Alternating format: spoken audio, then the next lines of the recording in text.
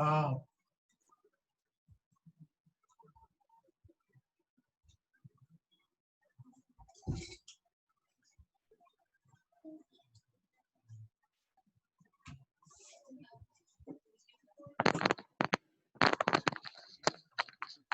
Hello, George.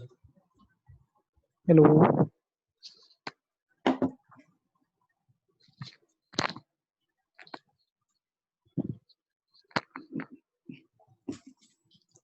hello. Hello, yeah. Yes, sir.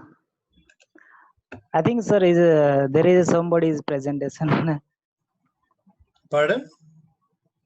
Yeah. I think there is a record on my, but I think somebody is going to presentation. It is not mine presentation. Yeah, I am a scholar from Gujarat. Sorry, I'm not understanding you. Yes, I am PhD scholar from Gujarat. My question is to you, sir. Here is, I think, hello. Hello, tell me. Hello. Yes. I think in Zoom video here, I think recording on front of my.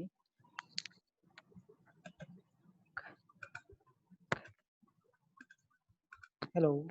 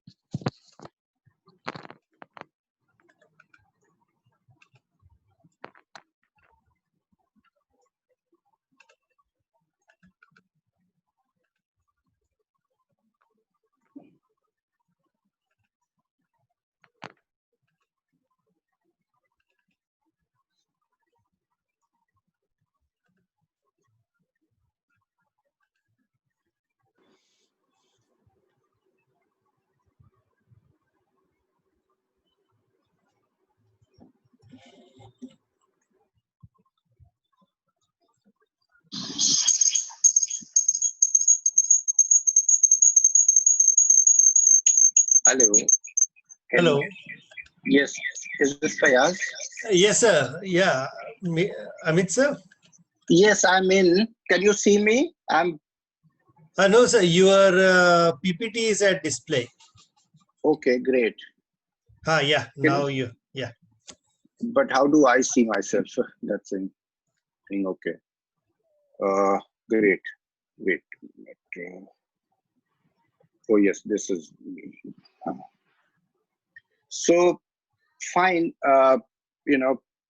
Uh, so tell me, what do we do? Should we start? Should we wait for some more time? People to come in or whatever you Yeah. think. Some 5 minutes more, sir. Okay, sure. If So you don't I'm mind, in. please. Yeah. Just whenever you want to start, just let me know. Yes, sir. My everything is set, so I'll Fine. start then. Okay. Okay. Okay. Yeah. Thank you. Great. Thank you.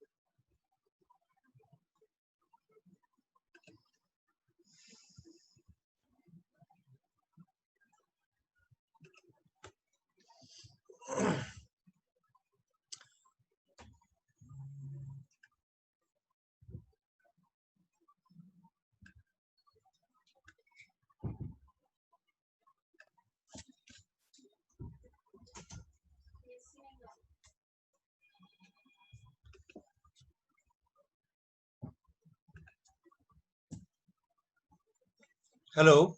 Yeah. Yes, yes, let me know. Yeah.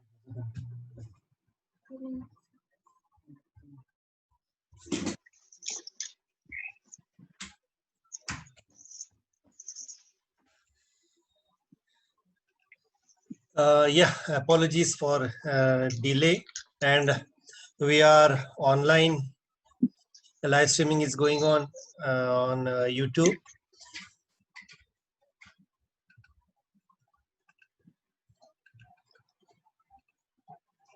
And then I have shared the link in the chat box. Please share it with your friends. And then, Amit sir, are you there? Yeah, I'm in. Yeah, yeah. Yeah. Okay, okay. Yeah, you are not visible, so that's why. Just give me 1 minute, I'll come back. Yeah, please. Yeah, so not an issue.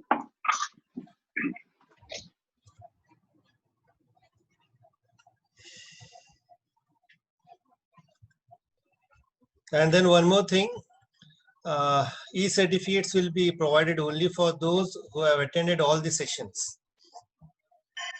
It has been noted that many of them have registered yesterday, but today very few have turned up. So by sheer registering, it doesn't ensure that you can just walk away with the certificates. Fine. Yeah, sir is online. Hello, Dr. Fayaz. Hello, ma'am. Yeah. Yeah, we are definitely there. Yeah, I know. I have all the records. Don't worry.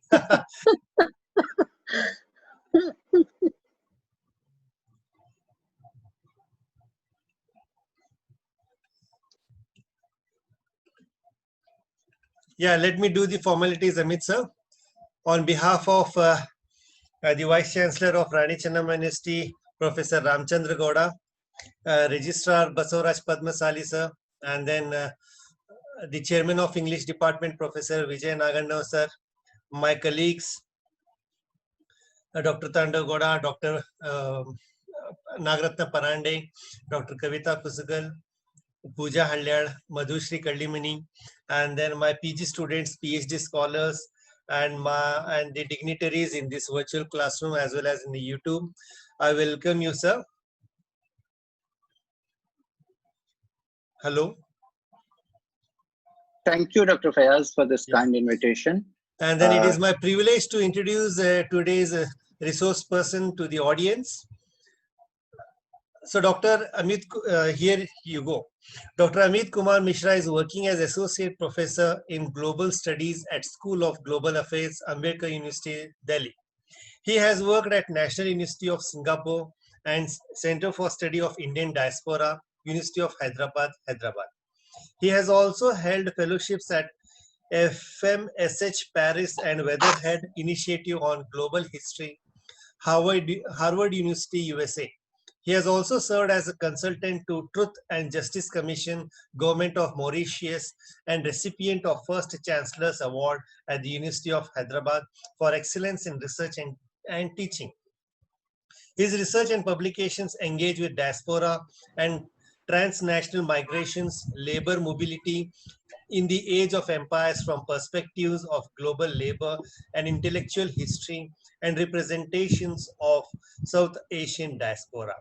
And we couldn't have had a better timing to listen Amit Mishra on this epidemic.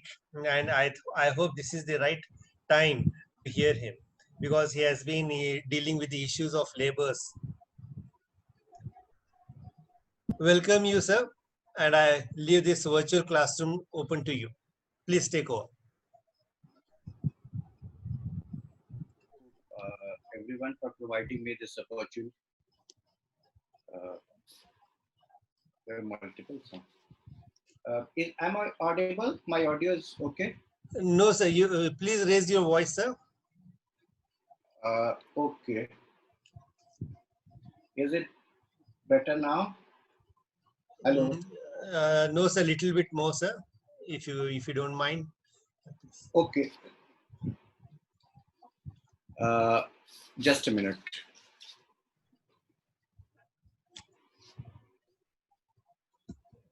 can you mute? I have 2 accounts. Acha. Can you unmute the one which doesn't show video? It is been, sir, already it is unmuted. Just a minute. Now, sir? You tell Now me. yeah, now you're audible. Yeah. It's better? Yeah, Okay. very well. Yeah, that's fine, sir. Okay. Thank you very much at the outset. It's been great pleasure to interact with so many of you who are here to who are part of this research methodology course. Initially, I thought of speaking on just the diasporic literature, and I will be largely speaking about that. But before that, let me kind of place in a couple of minutes. What I'll try to do is that I will place it in the larger, kind of methodological, particularly with literature. Though I'm not a student of literature, I hope you don't find it disappointing, or I hope you don't find me encroaching into your domain. But the world is moving, has very effectively moved in interdisciplinarity, and that is where I'm trying to talk about, and which from Raymond Williams to Nietzsche, I mean much before Raymond Williams, Hegel to Nietzsche, and Clifford Geertz have been talking about, is this thick description, and where and much along with that, when there was a kind of anti-positivism which was going on about the methodologies, universal methodologies. You all know that scientific discovery brought in something called positivism, in which the facts became very important. There was no interpretation. There was no space for interpretation. But then that could not sustain because of the human agency, because of multiple other things, and particularly the role of human beings. And that is where this interpretative part became very important, that we all have the same facts, but how do we look at them? And that brings subjectivity, because we all look at it from different perspectives. We interpret it from our own understanding, from our own perspectives. So that is what is being called as interpretative. And that is where Head and White and then later Clifford Geertz would talk about this interpretative narrative, and when we talk about, and when we start looking at narrative aspect of events or happenings or the world around us or our lives, where they try to talk about, someone, I'm bad at remembering the names, but, Habermas would call our, just a minute, for Habermas, Nietzsche would call it that, we all have to think like a dramatist. We all have to know, because the happening around us, it's more like a theater. They look at world as a kind of a theater. So somewhere when we are looking at and when we are thinking as dramatists, then literature becomes a very important source, and we need to look at literature not as a kind of a creative. Literature definitely is a creative medium, but we should not dismiss it. What I wanted to, assert here is that we should not dismiss literature as something which is which is fictional, which is creative, and therefore it cannot be a valid source.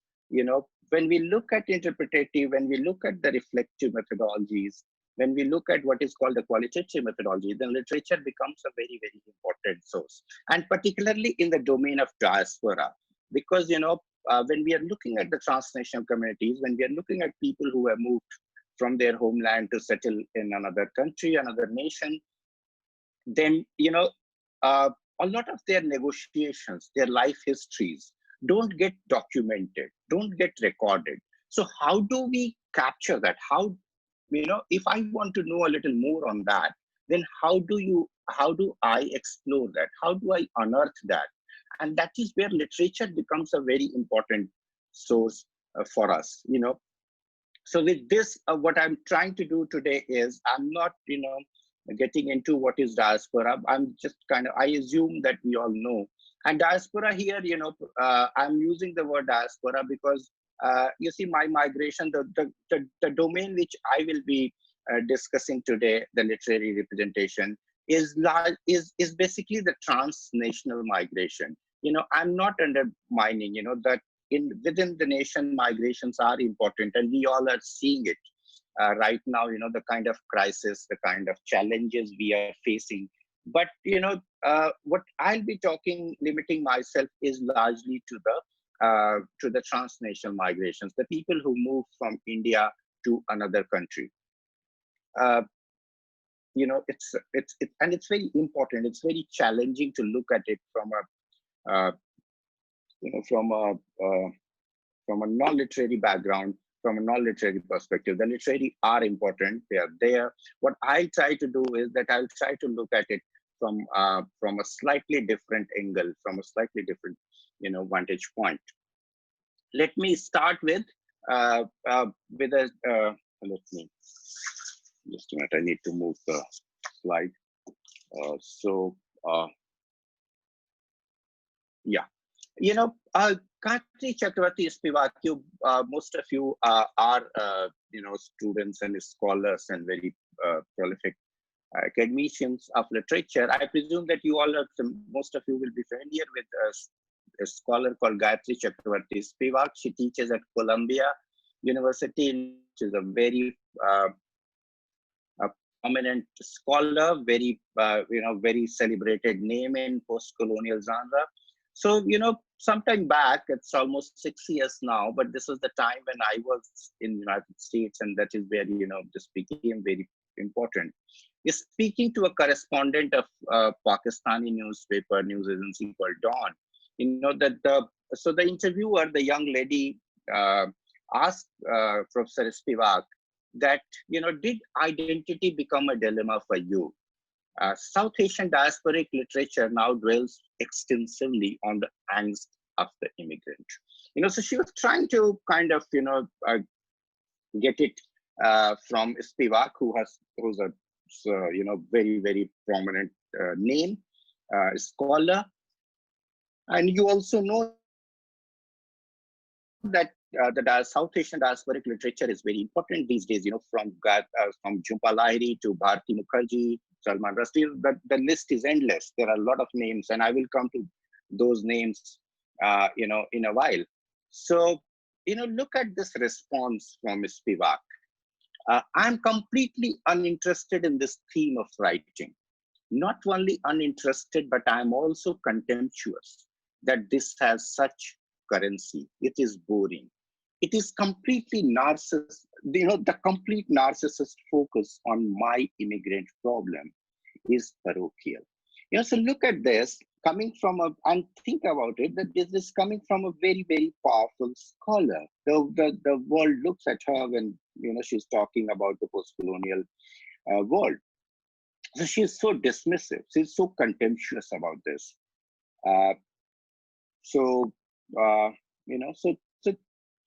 But at the same time, if you look at, then, you see that how the South Asian diasporic literature is such amazing, has such amazing currency. And that is what she's also trying to talk about, somehow mentions that, that I'm also contemptuous that this has such currency. So there is a recognition that there is so much currency in this literature. This literature is so important. So starting from that, the complete dismissal of the diasporic literature, South Asian diasporic literature, for being very monotonous, being narcissist, I'll gradually go to, explore, and then finally I will try to kind of observe that, is it really so boring, and is it really so, irrelevant? Or does it help us understand the conditions of post-coloniality, the conditions of diasporic negotiations? You know that when we are talking about post-coloniality, diaspora is an inevitable component. When we are talking about the global world today, when we are talking about the world we are in, we cannot deny the presence of diaspora. We cannot deny the presence of immigrant communities. So in this situation where diaspora is being recognized as the most essential condition of post-coloniality, where does this diasporic literature fit in? And is it so bad, or is it relevant? So, so that is where I'll try to move towards. But before going into that, let me try to talk about, and try to unpack what makes this South Asian diasporic literature, largely Indian, which what I'll be focusing on, So, the question which is start when we are reading fiction, when we are reading, say, poetry, ask yourself, I'm asking a question to you, do you ever bother about authenticity? When a historian is writing, then you then you ask about his sources. When an anthropologist is writing, then you ask about about her data, about her fieldwork, about her footnotes. But do we do this about when we are reading, say, a novel? Do we do it? Someone may say yes or no. When you are reading a novel, do you ask about authenticity? Do you check for footnotes? No. Yeah, there is one response as a message. There's yes. Yes. Yes, sir. Do we ask for authenticity? When suppose you are reading a novel, like, say, Midnight Children. Though it's a very historical novel, it has a different context. But think about it. Or when I say you read a novel by Amitav Ghosh called Sea of Poppies, you don't check footnotes, you don't look at footnotes, and you don't ask for that whether it is a true story or not, whether it is authentic a story or not.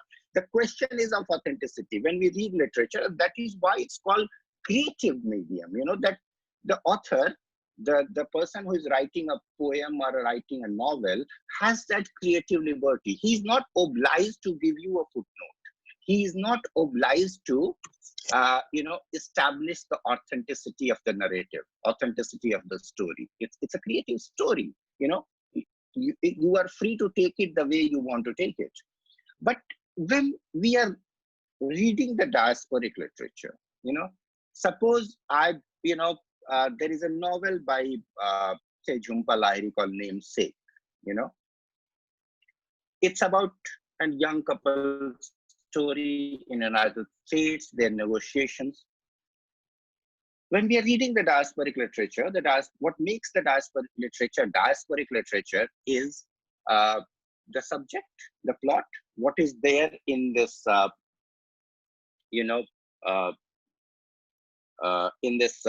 story. But think about a book which comes in the market, written by a very famous writer, but who stays in, say, Trivandrum, or who stays in, say, Hyderabad, who has, I'm very bad at reading the messages, so, okay, yeah. Is that better? Yeah. Yes, sir. Yeah, fine. Okay. So, when we are, so somebody who is a very good writer, but has never been to United States, and he or she writes a novel about Indians in United States, without ever being to United States, will anybody buy that? When you look at the book and you see that this writer has never been to United States, but she is writing about Indian life in United States. It's a fiction, by the way. Very rarely you will buy. You will say, oh, the writer has no sense about the place, or the writer has no sense about the location. So what? It doesn't fit into that, what you expect from that book. So when we are reading the diasporic literature, unlike the usual fiction, unlike the usual poetry which we read, we look at authenticity. Jhumpa Lahiri is a very famous writer because her location, she lives in United States, and then she is writing about Indian diasporic community in United States. You know, if she has never been to United States and if she is writing the same novel, it will hardly have any buyer. It will hardly have any, you know, it will not attract attention of any literary critique or a magazine or the audience, you know. So when we are looking at diasporic literature, the first question which makes it little, very, very different, not little, but very, very different from the other genres of literature is that we look at the question of authenticity. We look at the location of the author. You know, we look at the author's lived experience. And that is where this literature becomes very different, and this literature becomes a very valuable source to understand the experiences and life negotiations of the diasporic community. This is not merely a fictional representation. It is a very valuable source for us. The second is, in the literature of diaspora, there are two things, you know, which are very, very important and which keep occurring, which gets repeated. And that is where a lot of people, you know, people say that diasporic literatures are very repetitive. Because, you know, there is a big backdrop and there is a big interplay of memory and nostalgia. You keep remembering. You are living in United States, but when you are writing about the life of Indian diaspora in United States, you continuously go back to the past. You constantly refer to the homeland. You constantly refer to, you know, a memory of childhood, that, you know, in India, there was a tamarind tree, or, you know, the summer holidays in the school, this and that. So you keep remembering the food you used to eat in India. You know, you keep comparing your life in diaspora with the life at home, you know. So that nostalgia, that memory is very, very important. It's a little different. It's not really related to the South Asian diasporic literature, but I hope a couple of you, I mean, some of you at least would be familiar with this. But there's a very famous, you know, book called Dark Eden, written by Chris Beckett, you know, and I have a small quotation from there, which I read it. And the weird thing about this story of Angela's Ring was that it didn't have a point to it. It didn't even have a point to it. No happy ending, no lesson to be learned. It was like one person's cry of pain, echoing out on and on and on through generations, even after that person was long, long dead. You know, so if you are familiar with something, a book called House for Mr. Biswas by V.S. Naipaul, or if you are familiar with the Caribbean literature, which is now a big thing in outside India, particularly, scholar, you know, poets like David Davidine, you know. So Caribbean literature, then this is what you see, that, you know, that, you know, that kind of personal, that kind of individuality into it, the kind of, you know, one person's experience, you know, which comes in this literature. There's a very amazing book which came last year, and this is, you know, by the old literature. I mean, the diaspora of the old literature, like Naipaul's kind.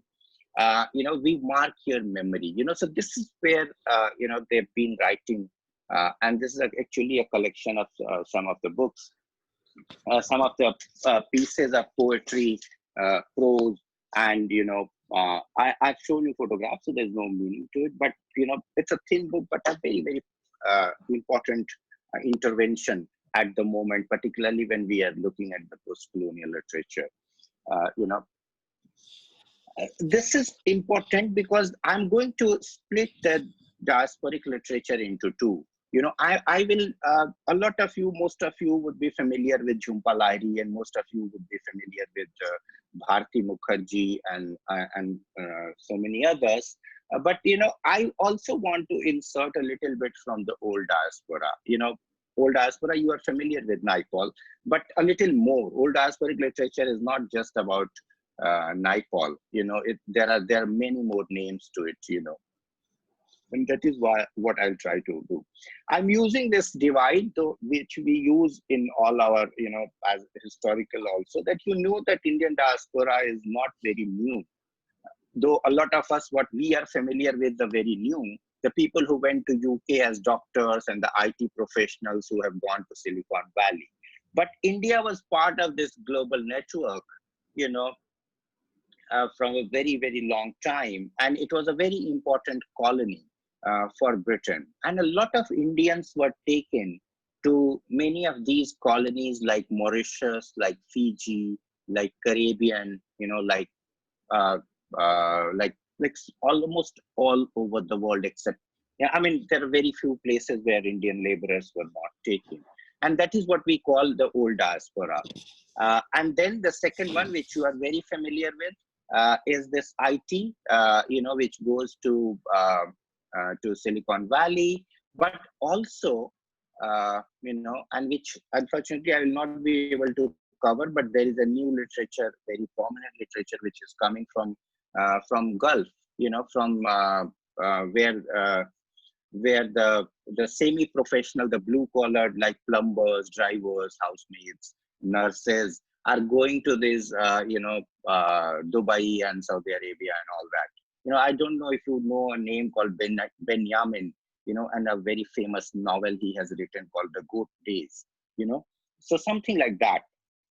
So, and I'm following this, and that is, and I'm using this divide, temporal divide, to basically also divide the diasporic literature, because you see, for both the diasporas, it's the same Indian diaspora if you bring in that national framework, but their experiences were very different. When Indian laborers went to Mauritius and Trinidad and Caribbean, they were completely detached from the homeland. There was no coming back.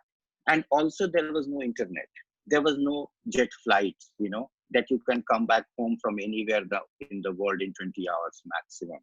And you have FaceTime and you have Zoom kind of a thing, which connects you with the homeland. So their imageries, their images, their remembrance, their memories, their nostalgia was very, very different. Vijay Mishra calls it exclusive diaspora because, somewhere they were completely detached, remained very exclusive in their own.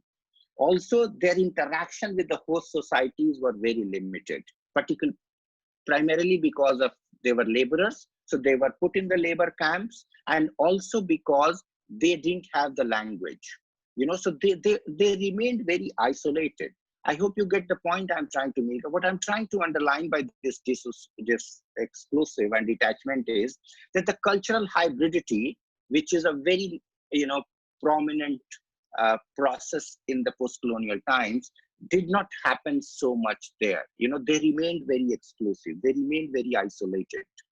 So the hybridity, the Bhabha kind of, interaction, articulation of identity was almost negligent. The second is, and what Vijay Mishra calls the diaspora of borders, or diaspora of the global capital, is that it is a diaspora, but it is a very different type because, the connects with the homeland, the attachment with the homeland doesn't get cut. From territorial, it becomes deterritorial. What Arjuna Padarai and some scholars would call the deterritorialization of the world. So territory is not important. You are in say San Jose or Washington or London, but you are connected with the home in real time. So territorially you are away, but mentally, emotionally, you are very much connected with your homeland. Also because of the resources at your disposal. You are missing Indian food. If you go to any town anywhere in the world, unless it's very isolated, say somewhere in Spain or somewhere in some remote African country, you have Indian restaurants. So I'm missing my Indian food, and I have money, and I'm in London at the moment. So I go to a very famous restaurant called Veera Swami, and you go there and you pay $30 and you get the masala dosa. So that is what makes it the diaspora of borders. That territorially you are away, but actually you are not away. So this is the divide. This is just a kind of a brief history which is used. I'm using it to kind of make the argument that the literatures are very different. The sensibilities are slightly different in both the literatures. The literature which is about that Indians in Fiji or Indians in South Africa, and the literature which is about Indians in New Jersey and Indians in London. So that's where this historical backdrop helps us understand those nuances, understand those finer differences within the diasporic literature. So when we are looking at the literature of Indian diaspora, what makes the literature diasporic literature is the centrality of diasporic subject, the location, where the story is happening. Where is the location of the novel or of the poetry, And then following that divide by Vijay Mishra, I call it literature of old diaspora, and the second is literature of the new diaspora.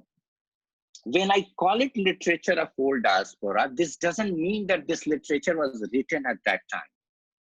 When I say literature of old diaspora, it doesn't mean that it was written in 1870 and 1920s. But it is literature which is being written right now, or say in the last couple of decades. But the story is about that historical diaspora. The story is about those people who moved from India during the colonial period. The very famous writer, Nobel laureate, you all know, is Sir V.S. Naipaul, and his very famous book, A House for Mr. Biswas. But then there are many others, and that is what I'm trying to do here, is his own brother, Shiva Naipaul, Fireflies. The italics and the bold is basically the name of the books. Then a very famous writer from Mauritius, and his trilogy, the first one I have mentioned, called Lal Pasina, Red Sweat. K.S. Manian from Malaysia, his novel called Return. Satyendra Nandan, a very, very prominent poet from Fiji. Sudesh Mishra also from Fiji. And finally, the big name called David Devidine, and his book called The Coolie Odyssey. Let me just show it to you. Some of you who are interested in,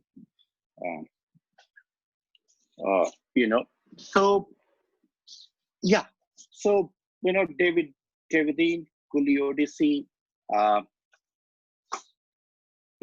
So this is the literature which was written, which is being written right now, which is being talked about right now. But the plot, the story is about those Indians who moved out of India during the colonial time. What I'll do is that I'm not going to pick up one text and talk about it, but I'm trying to cover a lot. So what I'll do is that I will identify some themes. I will identify some of the issues which they try to address in a very generic, very broad manner. When you read these books, these novels or this poetry, there are a few things which you find common, weaving through almost, or being present through almost all these works. One is, and if may I ask you, some of you have read House for Mr. Biswas. Is it being taught in the English courses in India? Are you familiar? Yes, sir. Yes, sir. Yes, okay. Sir. I'm happy to hear that. So when you read House for Mr. Biswas, then you know that it's a huge plot. It starts with the process. It starts with the grand history, that how Indians were taken from India to Caribbean, as laborers. What was their social composition? Naipaul is very, I don't know if I made this a statement, and Naipaul is very celebrated, so it may not be politically very correct. But Naipaul is someone who was very elite in his own, life, and also he was very Brahmanic. If you read some of his writings, because he claimed his descent into the Brahmanic, some Pandey from Faizabad, from UP, So Naipaul had this sense of upper caste, that elitism, the social, apart from that his economic and other kind of elitism. He also had this very regressive social elitism, that we are Brahmins kind of thing. So Naipaul talks about that kind of a society where Brahmins were upheld, celebrated, and all that kind of a thing. So basically, when you read this, what you get to also become familiar with something called the history of the empire, the history of the colonialism, because that is what provides them the backdrop. That is what provides the context here. Fayaz, can you hear me? Fayaz, So, are you in? Yes, sir. Hello. Yes, sir. You see, it's already 3:10. We started a little late. So tell me, what is the realistic time when I should be ending it? So 1 hour? From now, total. No, sir. From 2:30 to 3:30. So time is not Okay, a but- constraint, sir. Time is not a constraint as long as you Okay, want. Yeah. okay. Because then otherwise I will not go into so much, detail. Yeah. Anyway. It's a paid version, sir. Time is not a limit. Okay, and I hope you people are not finding it boring. Is it all right? It's interesting. Huh? yeah, Tell sir. me. Yeah. Yes, sir. Continue, sir. Sir, Okay, almost. no, feel free. Yeah, 72 participants are there, sir. It is interesting, sir. Very interesting. Thank you. Very So- nice, Continue, sir. sir. So No, sir, yes, yeah, 72 participants have joined. That is a testimony. no, you see, Yeah. this is a dilemma which happens to me most of the time, though I'm quite in it now. Is that sometimes that is the disciplinary background. I'm not a literature person, as I already said in my caveat. So sometimes we drift. I don't know how a model literature class goes on. But let me carry on. Bear with me. Since you have invited, let me have my moral authority over you to take it my way. So let me come back to it. So what happens is that you have this context, which is basically the empire, which is basically the colonialism. But, these writings are being done right now. These writings are, being produced, written, in a post-colonial real situation. Naipaul is writing it in 1975. David Dean is writing it right now. Someone else is writing it, say, 5 years back.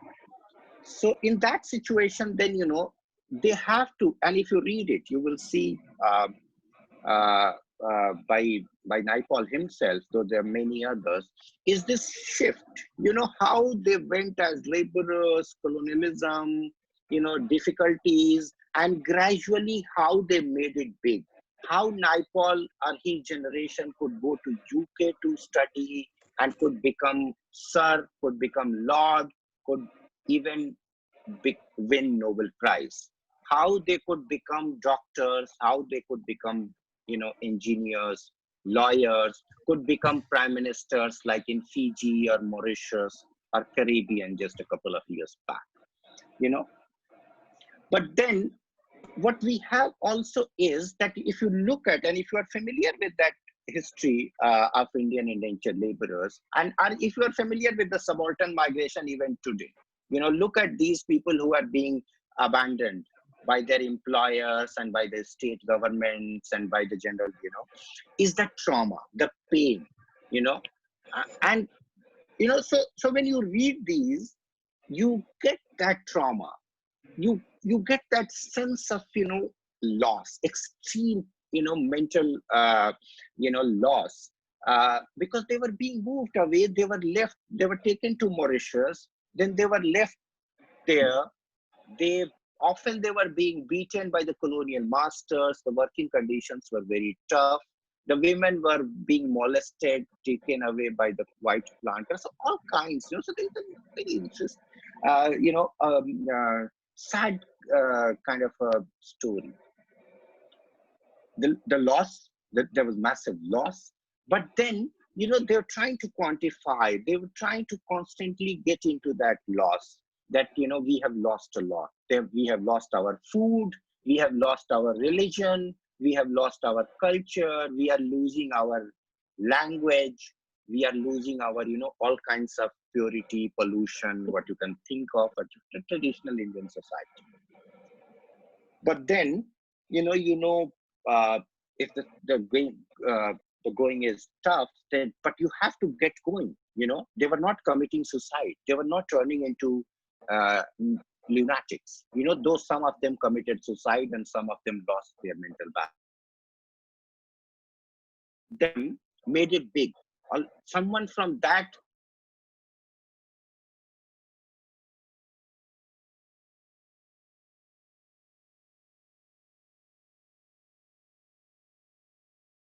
we see, and we all do actually, when we are faced with very hard reality and we are being demeaned, we are being demoralized. We just look at it as a difficult time and we go back to the memory in the sense that, well, my